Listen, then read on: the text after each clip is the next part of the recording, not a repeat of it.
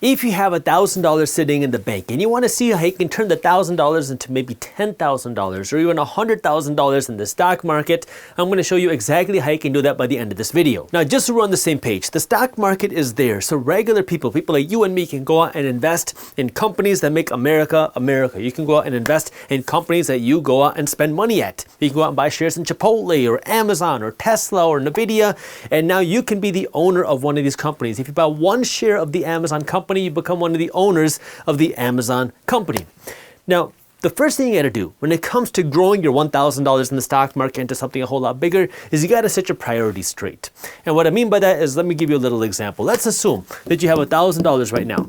And let's assume that you can get a 24% return on your money and you invest your money for 40 years. So you get a 24% return each and every year. Do this for 40 years. Well, if you do this, your $1,000, assuming you never invest another penny, is going to grow to $14 million. And that's assuming you never invest an additional penny after that first $1,000 investment, if you keep your money invested for 40 years and get the 24% return. Now, naturally, what you're going to say is, well, Jaspreet, where in the world am I going to get a 24% return year after year after year in the stock market? Well, let me show you somebody who's been doing this every single year. Visa, Amex, Discover. The average APR on credit cards today in America is around 24%. And the reason why I say this is because if you have any sort of credit card debt, before you think about investing your money in the stock market, the first thing you got to do is pay off the credit card debt. So if you have $1,000 ready to invest, but you got $1,000 of credit card debt, forget thinking about the stock market. Take the $1,000 and pay off your credit card debt first, because this 24% that you're paying in interest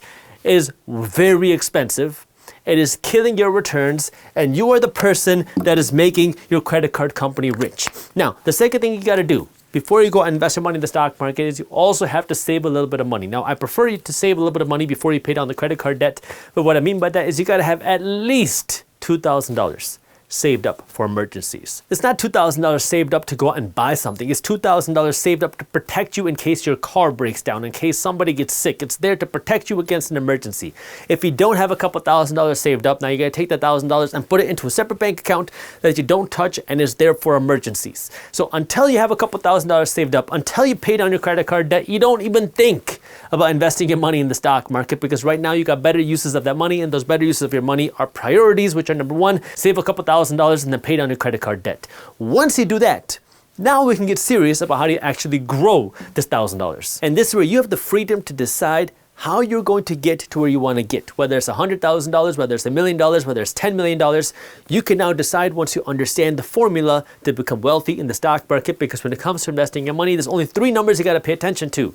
TRM, time, return, and money. And once you understand how these three things work, all you got to do is plug your numbers and plug your money into the right place, and now you're going to be able to retire and build wealth in the way that you want. Now, before I break down the TRM, I want to let you know that on May 21st at 8 p.m. Eastern Time, I'm hosting a live, free, and virtual stock market investing workshop where I'm going to be going over my own stock market investing strategies. I've never done this before, but in this workshop, I'm going to be going over the way that I invest my own money into the stock market, especially in this year. How are the economic changes that we're seeing this year going to impact my stock market investing?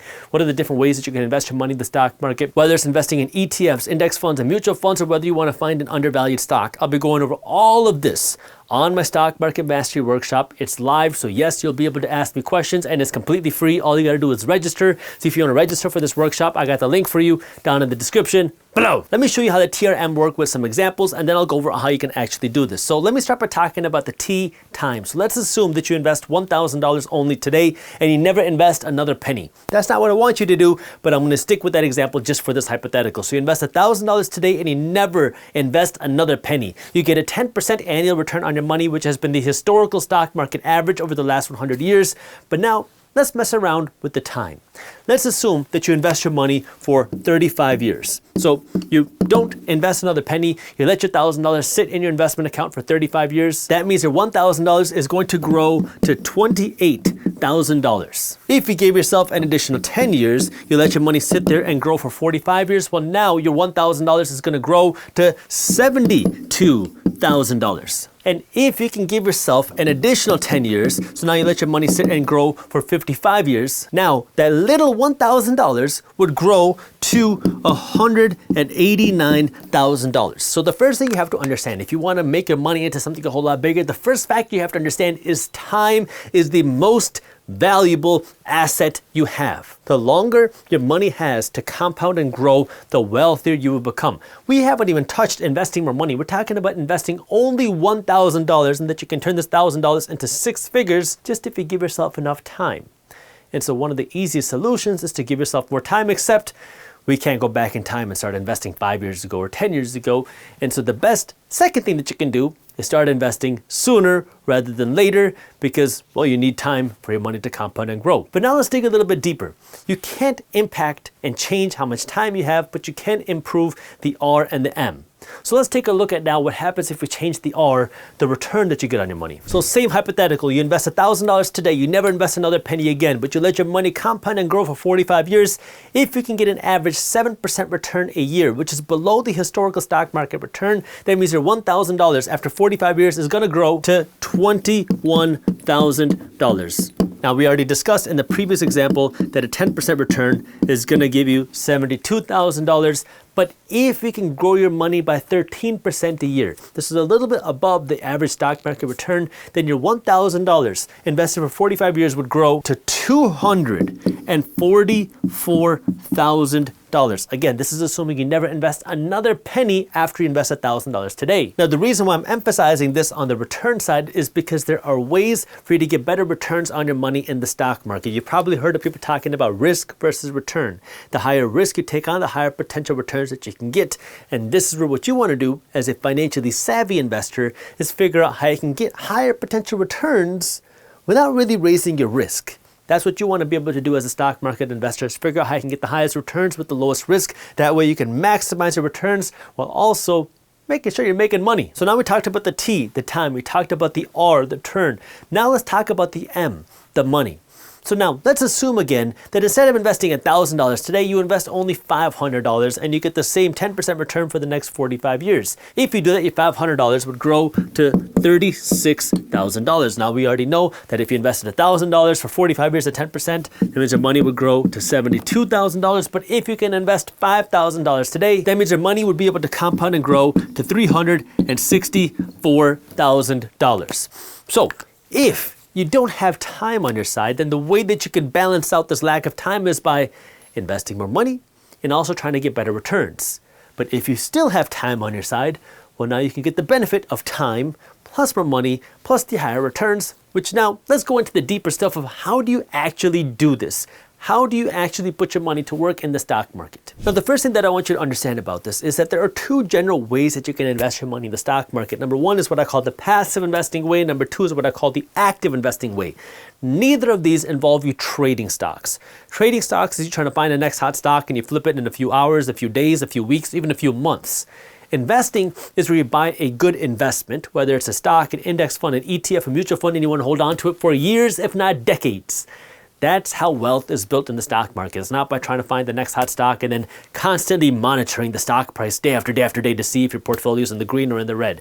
What I want you to do is be an investor. And now find what is the right way for you to invest. Because what ends up happening is a lot of people end up losing their money in the stock market. I'm sure you know somebody, maybe yourself, who's lost money in the stock market, even though historically we've seen the stock market go up by around 10% a year. So if the stock market is growing on average of 10% a year, why are so many people losing their money in the stock market? And it's because either A, they don't know how to manage their investments, or B, they don't know what to purchase.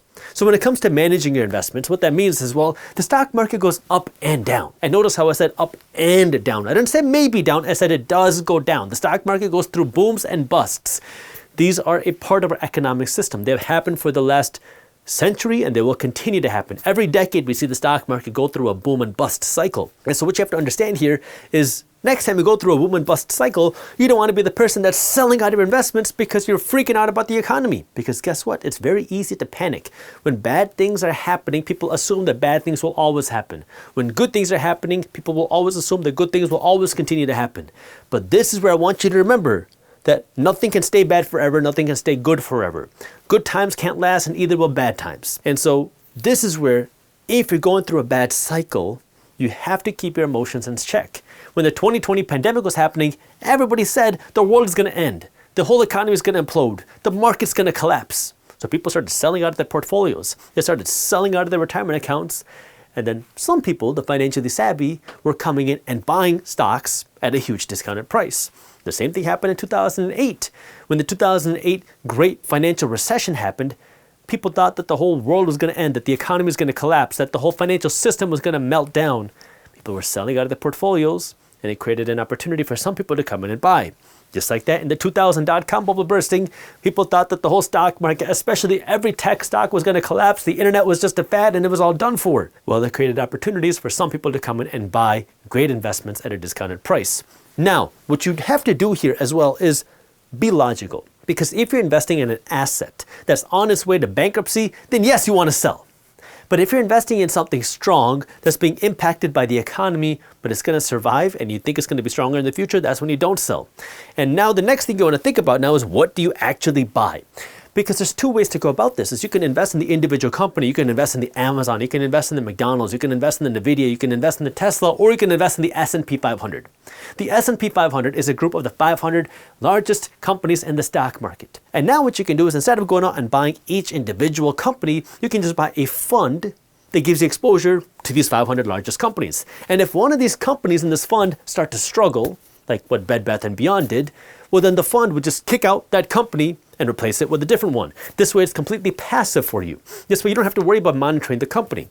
Now, what you have to understand is the risk and reward here. Because when you invest your money into a fund like the S&P 500, it's lower risk. Like you're investing in the 500 largest companies in the stock market. Lower risk, lower potential return as well. Versus if you're trying to find the next hot Amazon, well now you can see thousands of % returns, because if you find this company when it's very small and it grows to a multi-billion or a multi-trillion dollar company, well, you can make a lot of money like that.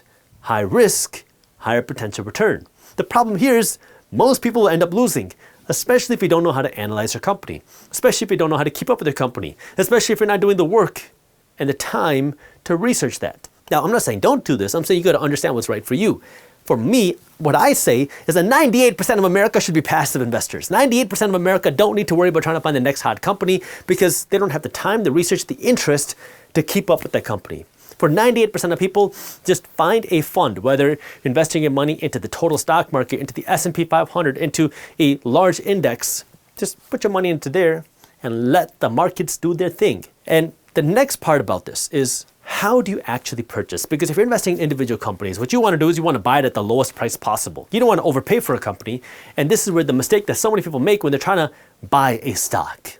Again, I'm not telling you what to invest in, but if you want to buy Amazon, you don't want to buy Amazon when it's extremely expensive. You want to buy it at the cheapest price possible. So if you saw the Amazon stock falling, this is what ends up happening is people get scared and they don't know when to buy. And if you're thinking about buying, you wait for the perfect time to pull the trigger. You wait for the perfect time to buy it. But what I do in these situations, if I'm investing in individual companies, because I do that, I buy in phases. I don't want to throw all my money in there. If I have $10,000, I'm not going to throw all $10,000 in there at one time. I'm going to buy it in phases. And if it falls further, I'm going to buy more. If it falls further, I'm going to buy more. The first time I might buy $2,000. If it falls further, I might invest $3,000. If it falls even further, I might come in and buy $5,000 worth.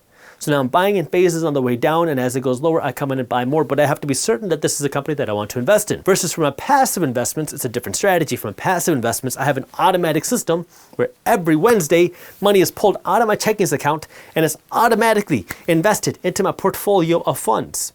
This happens whether the market is up and whether the market's down. I don't change the system based off of what's happening in the economy. In fact, the only time I would make a change is if markets are down, because then I would just come in and buy even more aggressively. This is where the goal for me isn't just to watch my money compound and grow. It's to keep stacking more money into the system. So now the money's compounding and growing, but now I'm also putting more money into the system. That way there's more money always compounding and growing. And that's really the key here, because we know the more money you invest, the wealthier that you can become. And so my goal is, how can I invest more money? Now, the ways that you can get more money are pretty straightforward. I mean, you can work to earn more money, whether it's through your job, getting a different career, maybe starting a business, or maybe it's spending less money. Like, you got to have more money to invest. The more money you invest, the wealthier you can become, period. How do you get more money? You either got to earn more money or spend less money. That's where you get more money. That gives you more money to invest. The more money you invest, the wealthier you can become. Like a 10% return on $1 million is a lot more than a 10% return on $10,000. It's still a 10% return, but the amount of dollars that you get from $1 million versus $10,000 is a big difference. And that's where if you can have more money, you can get bigger returns. The second thing is now the R. How can you get better returns on your money? Well, this goes back to you got to pick a strategy and you got to be honest with yourself. Because if you want to live this $1 million lifestyle, you can only invest $50 a month. Well, now you're going to have to understand that either you're going to have to earn more money, or you're also going to have to figure out how you can get better returns. And if you want to get better returns, but you're not willing to invest in your financial education, well, now you're doing it all wrong. You're just gambling at that point. And this is where what you have to understand is you have to be realistic. Go to Google, search compound interest calculator, and play around with the numbers. See how much time you have, see what types of returns that you can get, and see how much money you can invest, and now figure it out. You can decide now if, okay, I got to invest $500 a month in order to get to my goals, if I just get an average return, or maybe I got to invest $2,000 a month. This is how much money you have to invest to be able to live my dream life. In order for me to invest $2,000 a month, which means I got to go out and make an extra $2,000 a month. Now you work to figure out how can I make an extra $2,000 a month. And this is where now you can work backwards. You got to start with the end. Figure out how much money you need. Figure out what type of lifestyle you want. Once you figure that out, use a compound interest calculator and just plug in the numbers. Play with it. See what types of returns you need. See what type of investment dollars you need. See how much time you have. And now decide how you're going to go about doing it. It's about being practical. There's no magic sauce to this. There's no magic to this at all. It's a math game. Most people just don't want to put in the time. Most people don't want to put in the financial education. And most people don't want to make the sacrifice. Well, that's the T or the M. Because you got to put in the time in order to learn, and that's a sacrifice. You got to get the returns, which is a sacrifice. And you also have to put in the money, which is a sacrifice. Most people don't want to actually do that, but if you want to build wealth, it's not a very attractive thing to do, but that's the way that it works. And so now, if you want to become wealthy, you just got to understand the T or the R or the M, put your money in, and then let the markets do their thing and understand markets go up and markets go down. And when markets go down, use that as an opportunity to come in and buy even more, because that's going to allow you to accelerate your path, because you can buy more investments at a discounted price and then hopefully see even faster returns. Now, of course, if you want more step-by-step handheld guidance of how to actually analyze the investments, join me on my Stock Market Mastery Workshop. It's free, and I got the link for you down in the description. When Spotify comes out and they announce that they're going to raise prices for their services for the millionth time, what happens? Well, naturally, it makes their customers very angry, because now I have to pay more money to listen to stuff on Spotify. But on the other end of that same coin, that very same news is making somebody very rich. You can see how this triggers people.